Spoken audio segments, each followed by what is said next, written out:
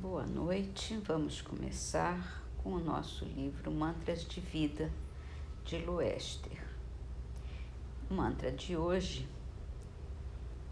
sinto e creio por experiência que todo bem é harmonia.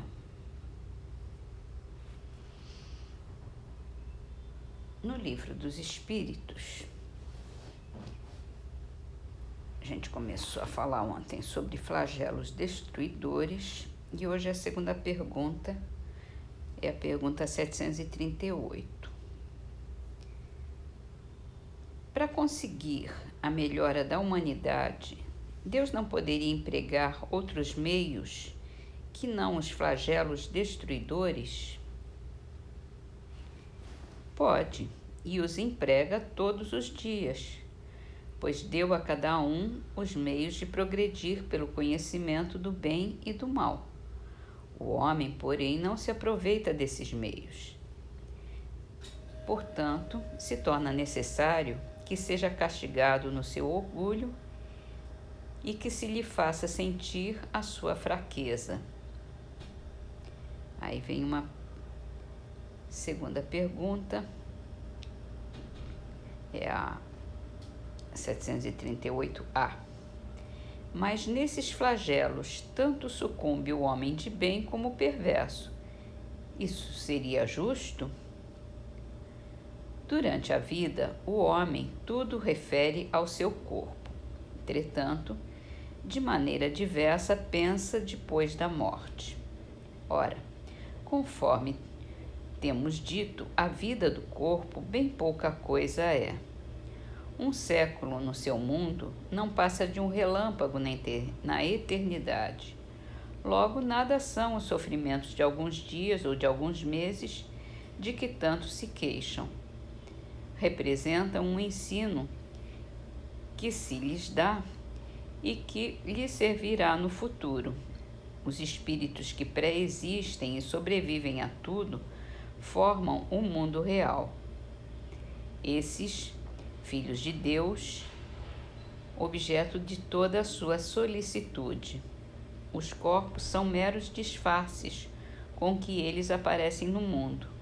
Por ocasião das grandes calamidades que dizimam os homens, o espetáculo é semelhante ao de um exército cujos soldados, durante a guerra, ficassem com seus uniformes estragados, rotos ou perdidos. O general se preocupa mais com seus soldados do que com os uniformes deles. E uma outra pergunta complementar dentro dessa principal. Mas nem por isso as vítimas desses flagelos deixam de ser. Bem, se considerassem a vida como ela é e quão pouca coisa representam com relação ao infinito, lhes dariam menos importância.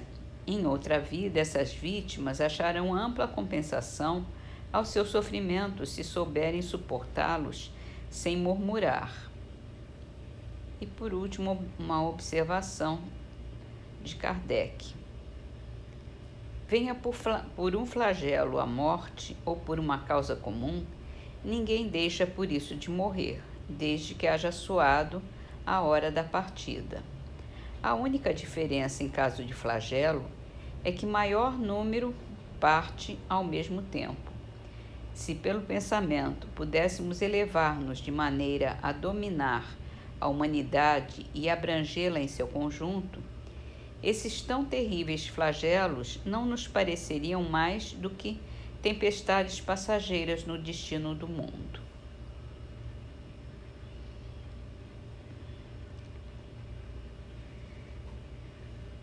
Em obras póstumas, nós vamos terminar hoje com o capítulo Ligeira Resposta aos Detratores do Espiritismo.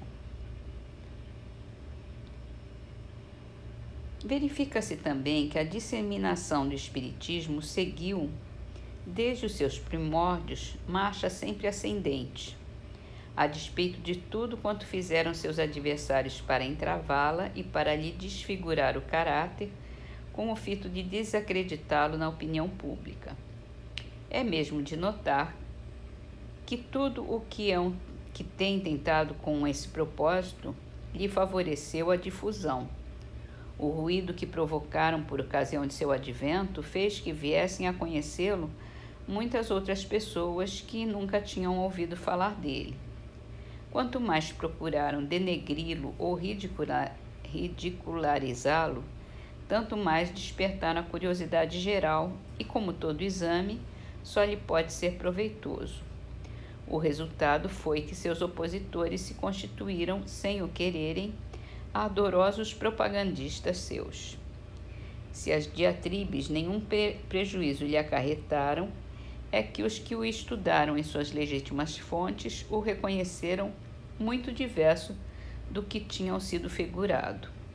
Nas lutas que precisou sustentar, os imparciais lhe testificaram a moderação. Ele nunca usou de represálias com seus adversários, nem respondeu com injúrias às injúrias. O Espiritismo é uma doutrina filosófica de efeitos religiosos, como qualquer filosofia espiritualista, pelo que forçosamente vai ter as bases fundamentais de todas as religiões: Deus, a alma e a vida futura. Mas não é uma religião constituída, visto que não tem culto, nem rito, nem templos, e que entre seus adeptos nenhum tomou, nem recebeu o título de sacerdote ou de sumo sacerdote. Estes qualificativos são de pura invenção da crítica. Se é espírita pelo fato de simpatizar com os princípios da doutrina e por conformar-se com esses princípios e proceder. Trata-se de uma opinião como qualquer outra que todos têm o direito de professar, como têm o de ser judeus católicos, protestantes, simonistas, volterianos, cartesianos, deístas e até materialistas. O Espiritismo proclama a liberdade de consciência como direito natural. Reclama-a para os seus adeptos do mesmo modo que para toda a gente. Respeita todas as convicções sinceras e faz questão de reciprocidade. Da liberdade de consciência decorre o direito de livre exame em matéria de fé. O Espiritismo combate a fé cega, porque ela impõe ao homem que abdique de sua própria razão.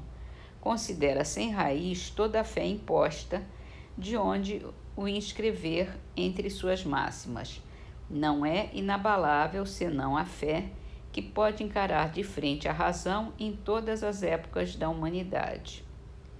Coerente com seus princípios, o Espiritismo não se impõe a quem quer que seja, quer ser aceito livremente e por efeito de convicção.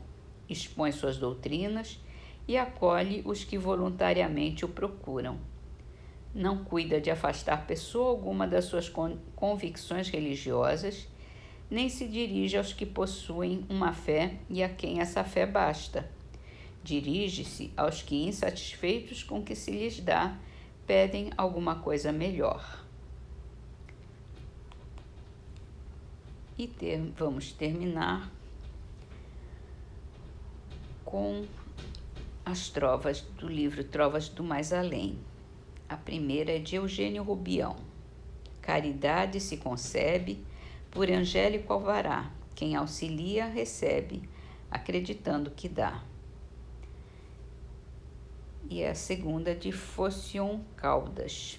Na terra, abismo voraz, velho mar de luz e treva, o berço é a onda que traz, a morte é a onda que leva. E de Carlos Câmara. Para quem ama, de certo, o engano não é desdouro. Poeira na luz do sol parece chuva de ouro.